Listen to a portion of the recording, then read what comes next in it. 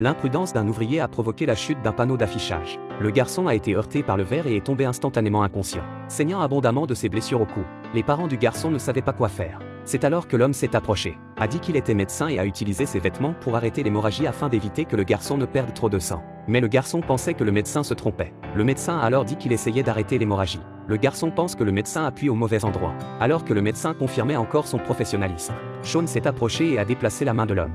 Le garçon reprend instantanément son souffle. Sean réalise alors que le garçon a été poignardé dans l'abdomen avec un verre et commence à examiner le bras du garçon, déterminant qu'il souffre d'une extension veineuse. Sean commence alors à analyser la cause de la dilatation veineuse du garçon. Son cerveau, tel un ordinateur bien approvisionné, est rapidement parvenu à une conclusion. Sean pensait que la pression thoracique du garçon était trop élevée, mais les médecins ont constaté que la poitrine du garçon continuait à se dilater. Mais Sean savait que la poitrine du garçon bougeait anormalement et qu'il y avait une pression excessive dans le poumon gauche. Le pneumothorax traumatique s'est produit parce que les blessures du garçon ont augmenté la pression dans sa poitrine.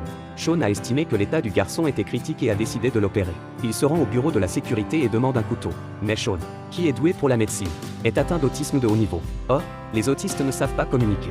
Sean a pris le couteau et s'est enfui parce que la police n'avait pas accédé à sa demande.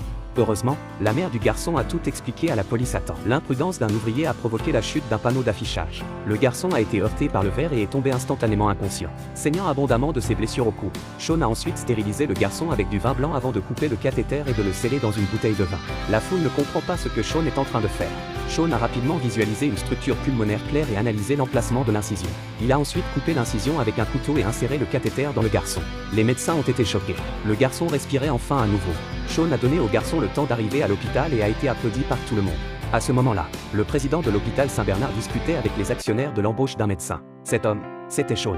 Les actionnaires estimaient qu'un chirurgien devait être bon et capable de communiquer avec les patients. Mais Sean n'en est pas capable. Les actionnaires ont donc décidé que Sean n'était pas apte à devenir chirurgien. Mais le président connaît le talent médical de Sean et ne veut pas qu'il soit incapable de travailler à cause de son autisme. Il veut donc que les actionnaires donnent une chance à Sean. À ce moment-là, la secrétaire entre pour délivrer un message. Il s'avère que la vidéo de Sean sauvant une vie a été publiée sur internet et que le nombre de visites sur la vidéo a grimpé de plusieurs dizaines de milliers. Les internautes font l'éloge de l'adolescent médecin. Les actionnaires sont stupéfaits. Sean a accompagné le garçon à l'hôpital, où il a constaté une anomalie dans le rythme cardiaque de l'enfant. À son arrivée à l'hôpital, Sean a demandé au médecin de faire une échographie du garçon. Mais l'appareil a montré que tous les signes de l'enfant étaient normaux. Le médecin a donc dû demander aux agents de sécurité de faire sortir Sean. Le médecin ne cessait de vanter les mérites de la simple valve unidirectionnelle et ne comprenait pas pourquoi Sean avait demandé une échographie. À mi-chemin de l'opération, un problème survient soudain. La tension artérielle du garçon chute rapidement. Pourtant, tous les examens étaient normaux. Le médecin se rend compte de la gravité de la situation et part immédiatement à la recherche de Sean. Heureusement, Sean s'est préoccupé du garçon et n'est pas parti. Sean a examiné de près les résultats de l'échographie et a trouvé le problème dans le ventricule droit. Il s'est avéré que le verre s'était déplacé des vaisseaux sanguins vers le cœur.